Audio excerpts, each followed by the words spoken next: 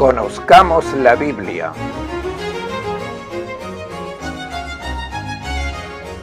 Con el padre Claudio Doglio.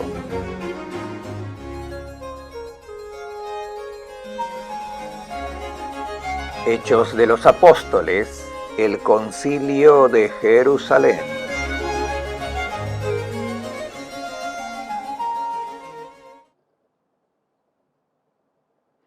En Antioquía de Siria nació una hermosa comunidad cristiana, numerosa, ferviente, activa.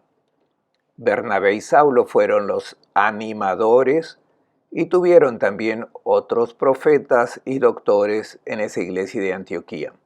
En Antioquía la idea de comenzar la misión al mundo maduró y enviaron a Bernabé y Saulo para que lo intentasen.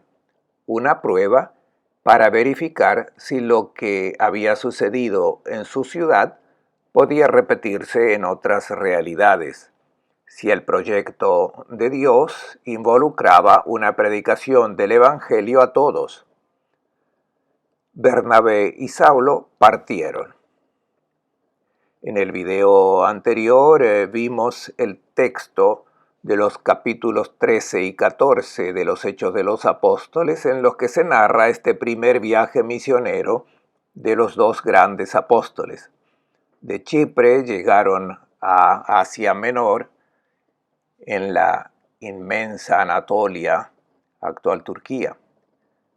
Estuvieron en las ciudades de Antioquía de Pisidia, Iconio, Listra, Derbe, y luego regresaron. Emplearon varios años para hacer este itinerario, para este plantatio ecclesiae, es decir, implantación de la iglesia. Comenzaron con pequeños grupos, nacieron muchas iglesias en estas diversas ciudades. Son comunidades bien organizadas. Regresados a casa, es decir, a Antioquía hacia el final de los años 40, Pablo y Bernabé narran todo lo que han hecho. Comparten lo que el Señor ha hecho a través de ellos. Y en resumen, dicen que el experimento realmente funcionó. Efectivamente, la proclamación del Evangelio echa raíces, da frutos. Hay personas que acogen con agrado la proclamación y se adhieren a Jesús. Por lo tanto, debe ser la forma correcta. Pablo y Bernabé han anunciado el Evangelio, han bautizado a estas personas, han hecho nacer la comunidad, han celebrado la Eucaristía, han dado la tarea a algunos hombres, los presbíteros, de presidir la Eucaristía. Han organizado la iglesia. Pero ahora surge un problema. El capítulo 15 de los Hechos de los Apóstoles está dedicado precisamente a este punto central y decisivo de la historia.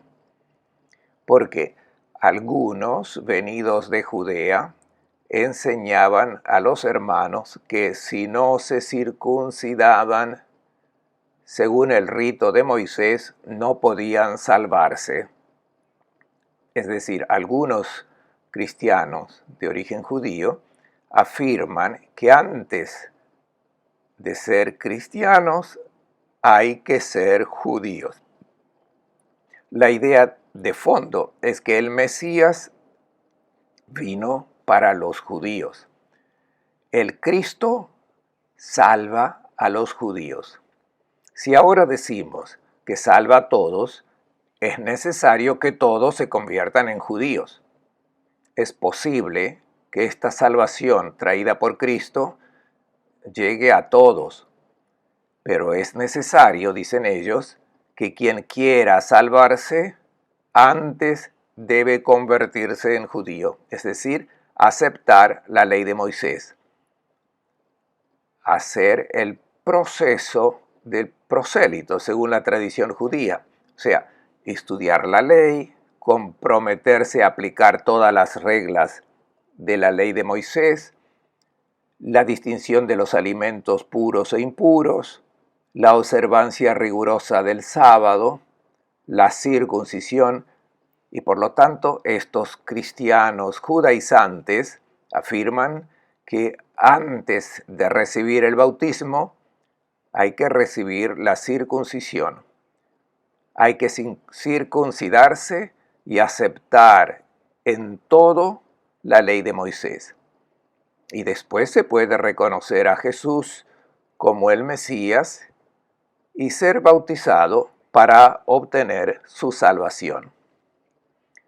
Pablo y Bernabé no estaban de acuerdo en absoluto sobre esto. No olvidemos que Pablo y Bernabé eran judíos y originalmente estaban bien convencidos de su tradición religiosa. De Bernabé se nos dice simplemente que era levita, por tanto un sacerdote, acostumbrado a la separación, a la pureza legal.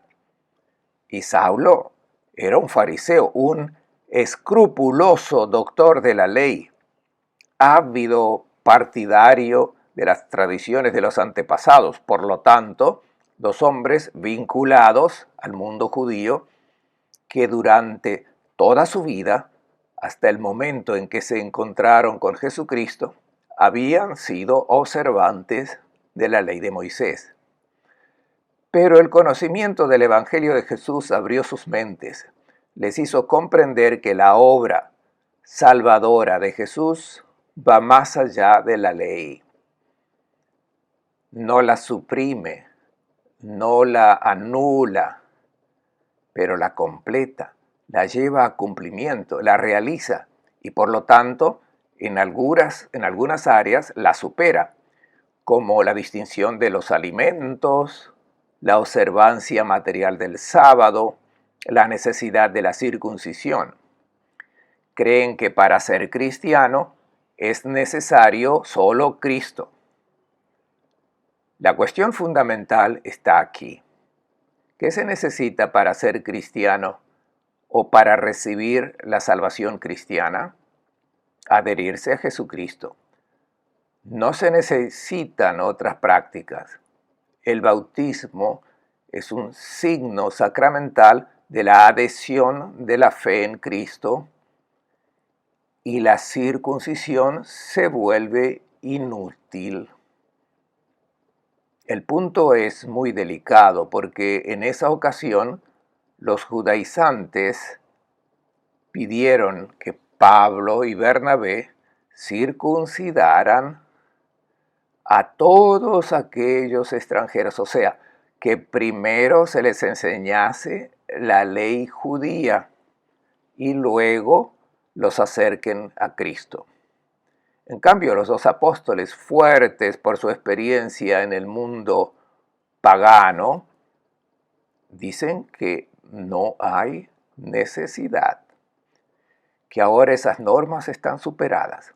No debemos pasar por el judaísmo para ser cristianos. Y esas personas que no saben nada del judaísmo pueden conocer a Jesús sin pasar por la ley de Moisés. Tienen un problema porque Pablo y Bernabé se oponen decididamente, discuten fuertemente con ellos y los judaizantes no aceptan ceder. Así que en Antioquía se crea división al interior de la iglesia. Existen dos líneas operativas, conservadores y progresistas. Los conservadores quieren mantener todo como antes y los progresistas quieren dar un paso adelante y reconocer que la novedad de Cristo libra de ese antiguo esquema judío. Los dos lados están contrapuestos y no pueden encontrar una solución y por eso deciden ir a Jerusalén, a los apóstoles y a los ancianos y presentarles el problema. Pablo y Bernabé son, por lo tanto, enviados a Jerusalén para aclarar la cuestión con las principales autoridades. Durante el larguísimo viaje que hacen de Antioquía a Jerusalén, Pablo y Bernabé atraviesan muchas regiones, encuentran varias comunidades en Fenicia y Samaria, relatan su experiencia.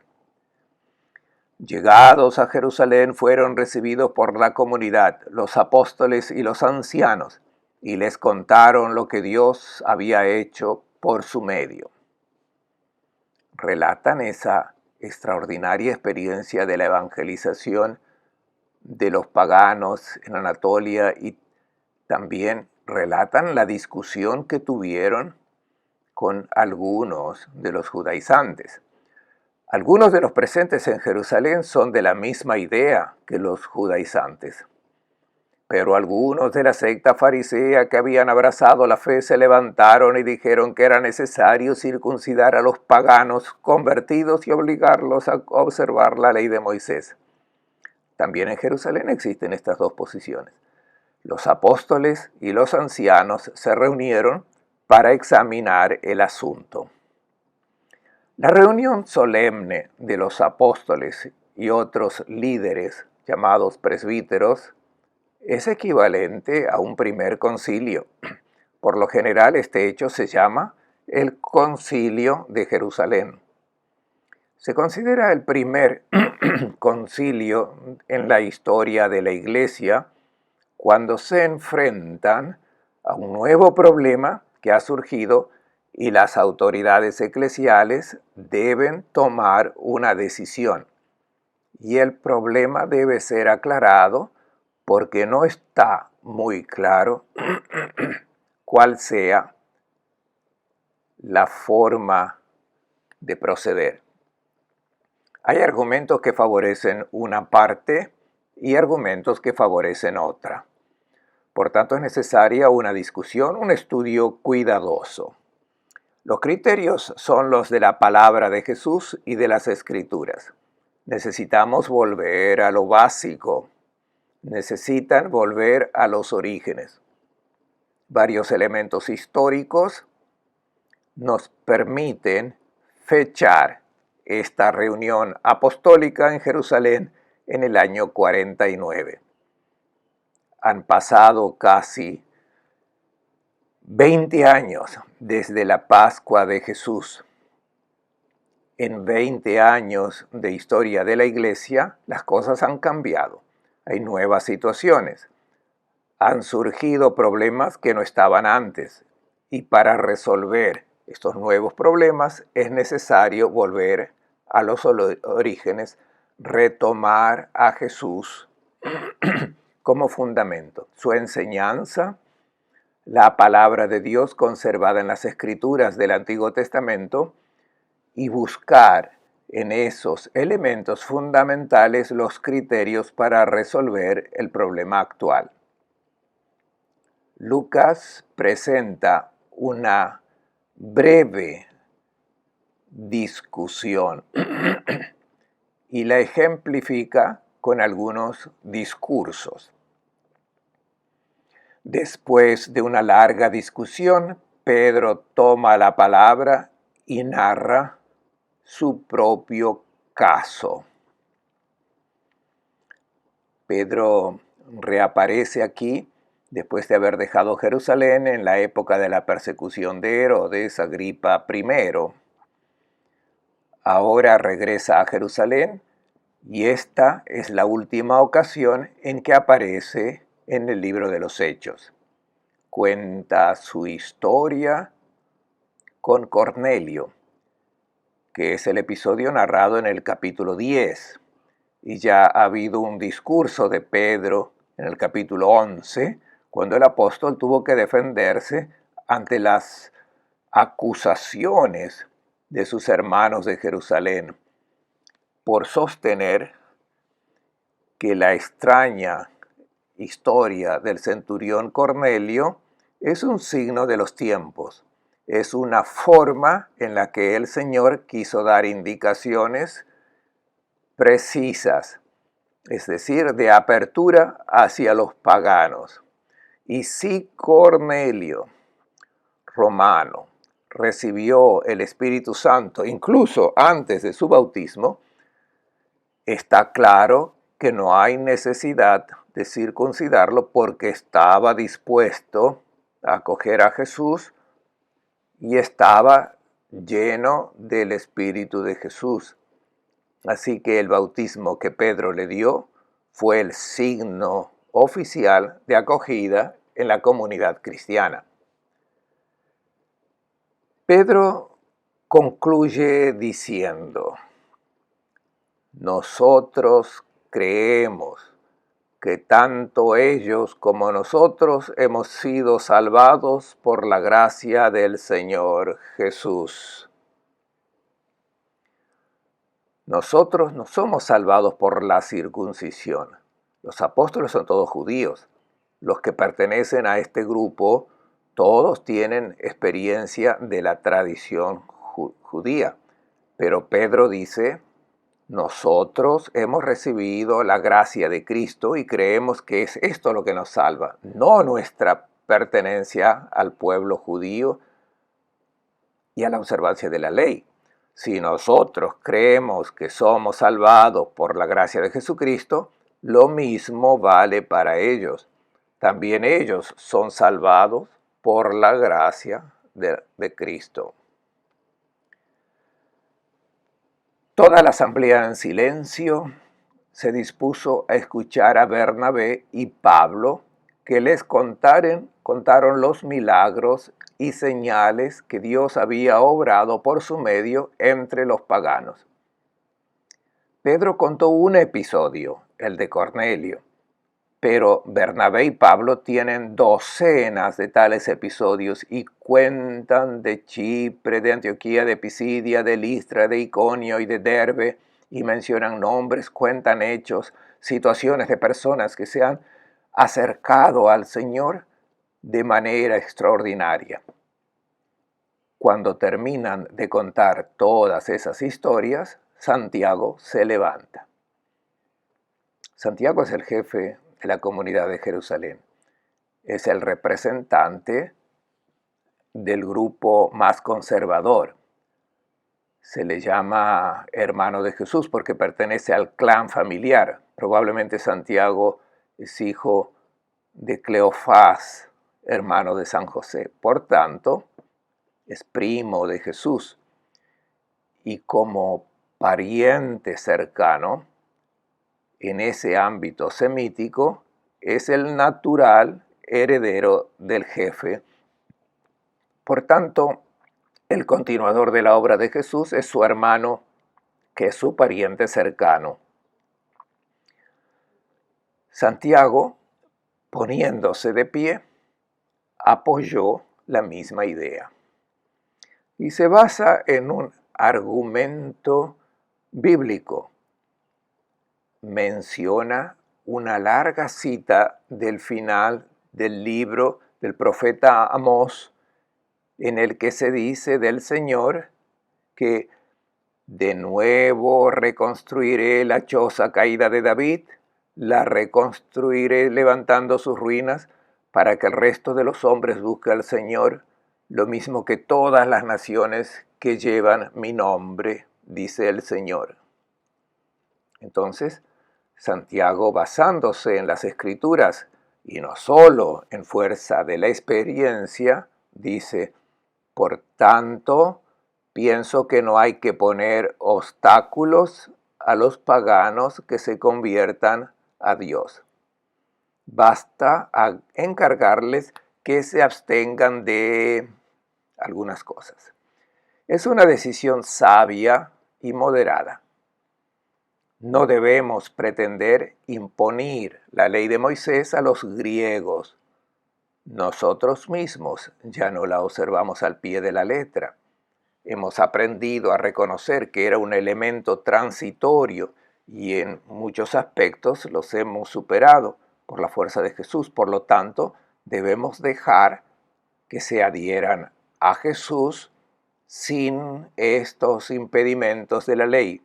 Pero es de sentido común que pidamos un poco de respeto porque nosotros, acostumbrados a la tradición judía, tenemos cierta reticencia frente a los animales asfixiados, a la sangre, a situaciones manifiestamente contrarias a la ley. Entonces, como no es necesario comer carne de cerdo, les pedimos que por respeto a nosotros no lo hagan. No decimos que es esencial para salvarse no comer carne de cerdo. Sin embargo, por respeto a los que consideran algo no correcto comer carne de cerdo, les pedimos que se adapten. Es una posición moderada que propone un cierto equilibrio y respeto y es aceptada. Los apóstoles, los ancianos y toda la iglesia decidieron elegir a algunos de ellos y enviarlos a Antioquía junto con Pablo y Bernabé. Es correcto que envíen a alguien de Jerusalén junto con los dos, porque si los dos regresan a Antioquía diciendo, tenemos razón nosotros, los apóstoles han dicho que nuestra línea es la correcta, ¿quién lo garantiza? Es correcto que de Jerusalén vayan otros de la posición contraria que atestiguen que toda la iglesia ha considerado como mejor esa línea propuesta por Pablo y Bernabé. Son elegidos Judas por su nombre Barsabás y Silas. Dos nuevos personajes de los que no sabemos nada, que entran en la historia apostólica y son portadores de una carta, un documento conciliar. La reunión de los apóstoles en Jerusalén concluye con una carta que Lucas inserta en su totalidad. Los hermanos apóstoles y ancianos saludan a los hermanos convertidos del paganismo de Antioquía, Siria y Cilicia. Nos hemos enterado de que algunos de los nuestros, sin nuestra autorización, han sembrado entre ustedes la inquietud y provocado el desconcierto.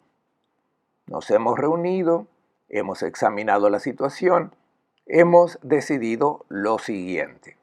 Es decisión del Espíritu Santo y nuestra, o sea, iluminados por el Espíritu, hemos decidido no imponerles ninguna carga más que estas cosas indispensables. Y mencionan 4 actitudes: abstenerse de alimentos ofrecidos a los ídolos, de sangre, o sea, de carne con sangre, de animales estrangulados y de relaciones sexuales prohibidas, en el sentido de matrimonio entre parientes. Harán bien si se privan de estas cosas. Adiós. Pablo y Bernabé, junto con Barsabás y Silas, descienden de Jerusalén y regresan a Antioquía. Reúnen a la comunidad y leen la carta apostólica. Es un momento de vida de iglesia, es una de las primeras cartas, de los primeros documentos conciliares. Se lee la carta a la asamblea y cuando la leyeron se alegraron por los ánimos que les daba. Judas y Silas, que también eran profetas, animaron y confirmaron a los hermanos. Pasada una temporada, se despidieron de los hermanos con la paz y se volvieron a los que los habían enviado. Así que Judas, de sobrenombre Barsabás, y Silas son simplemente encargados de acompañar como testigos del concilio. Entregan la carta y explican la línea apostólica, después de lo cual pueden regresar a Jerusalén. Pablo y Bernabé se quedan en Antioquía, donde con otros muchos enseñaban y anunciaban la palabra de Dios. Y también Silas permanece con ellos porque al comienzo del segundo viaje misionero, Silas se convertirá en colaborador de Pablo para la labor de la gran misión. Después de un cierto periodo, de hecho, Pablo y Bernabé deciden reanudar la misión. Tienen un pequeño desacuerdo sobre Marcos. Recuerden que en el primer viaje, cuando llegaron a Talía, Marcos se asustó por el difícil viaje de cruzar el Tauro y se volvió atrás. Bernabé es primo de Marcos y se inclinaría a perdonarlo y llevarlo de vuelta con él. Pablo es mucho más duro. Si nos ha dejado una vez, ya no viene con nosotros. Pablo y Bernabé discuten y creen que es mejor separarse. Entonces forman dos grupos. Bernabé con Marcos vuelven a Chipre y reanudan la labor de evangelización en esa isla. Pablo, junto con Silas, vuelven a las otras ciudades de Anatolia Central y comienzan lo que desde el capítulo 17 los hechos narran como el segundo gran viaje misionero con el que el Evangelio llega a Europa.